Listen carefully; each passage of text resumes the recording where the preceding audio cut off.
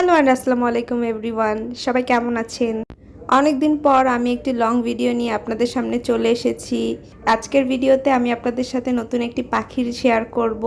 পাখির রেসিপি আর কি, এটা আমরা রান্না করে খেয়েছিলাম। আসলে এই পাখিটাকে আমি চিনতাম না, আপনারা কে কে চেনেন কমেন্ট করে জানান।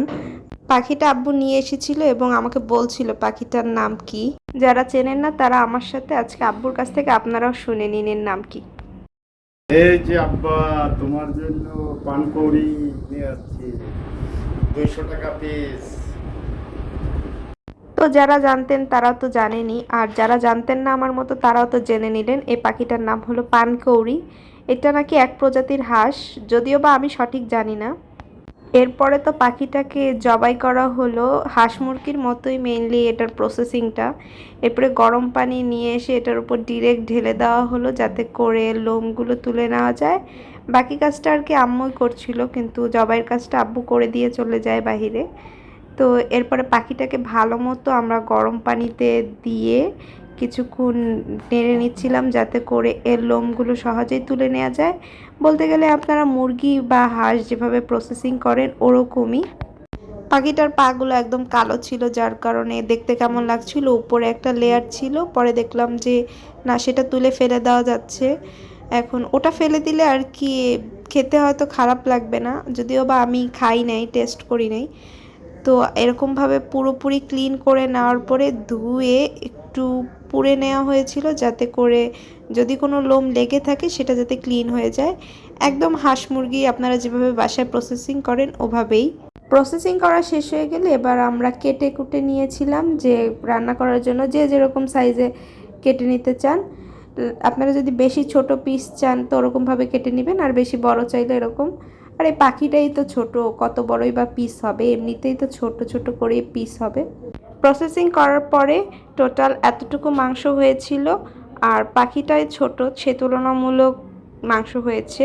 এরপরে আমরা চলে গিয়েছিলাম সোজা রান্নায়। রান্নার জন্য প্যানে পর্যাপ্ত পরিমাণে তেল দিয়ে নিয়েছিল, এরপরে কুচি করা পেঁয়াজ দিয়ে দিয়েছিল।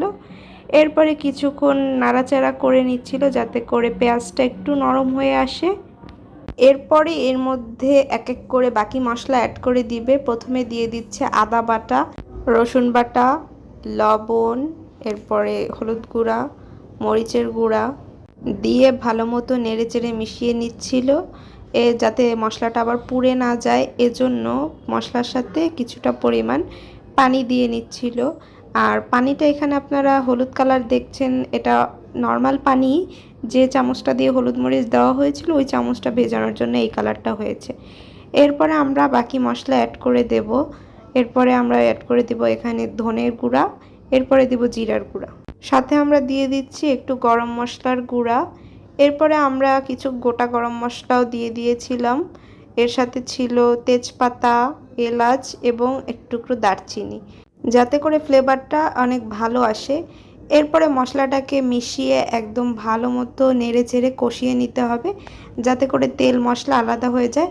তবে এখানে পানি দিয়ে কষাতে হবে যাতে করে আবার মশলাটা পুড়ে না যায়, তাহলে আবার তেতো হয়ে যাবে। এজন্য একটু পানি দিয়ে নিচ্ছিল যাতে মশলাটা ভালো মতো কষানো যায়। তো কষানোর পরে আপনারা দেখবেন যে তেল মশলা একদম আলাদা হয়ে গেছে। এরকম পর্যায়ে বুঝতে হবে আপনার মশলা কষানো একদম পারফেক্ট হয়েছে। এখন আমরা এর মধ্যে সেই মাংসগুলো অ্যাড করে দেব কষানোর জন্য মশলাটার ভিতরে।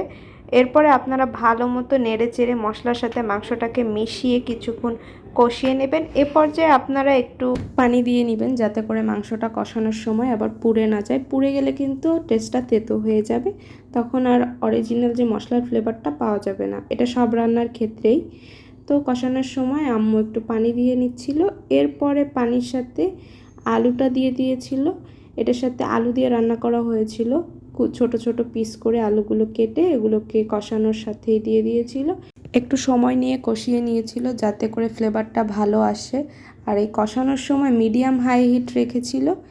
এরপরে ভালো মতো কষানো হয়ে গেলে পানিটা একটু শুকিয়ে আসলে, মানে কষানোর সময় আপনি যে পানিটা দিয়েছিলেন এটা একটু শুকিয়ে আসলে এর মধ্যে ঝোলের জন্য যেই পানিটা অথবা সিদ্ধ করার জন্য আর কি বলতে পারেন, ঝোল খেলে একটু পানিটা বেশি দিবেন, আর সিদ্ধ করার জন্য যে পরিমাণ পানি প্রয়োজন সে পরিমাণ পানি অ্যাড করে দেওয়া হয়েছিল। এবার আমরা ঝোল টানিয়ে সেদ্ধ করে নেব মাংসটাকে ভালো মতো। এরপরে আপনি কতটুকু ঝোল রাখতে চান অথবা মাখা মাখা গায়ে গায়ে রাখতে পারেন। আমরা গায়ে গায়ে রেখেছিলাম, এটা পরবর্তীতে আরও টানবে ঠান্ডা হলে। তো এই পর্যায়ে আমরা উঠিয়ে নিয়েছিলাম। আমাদের এই ছিল পুরো রান্নাটা।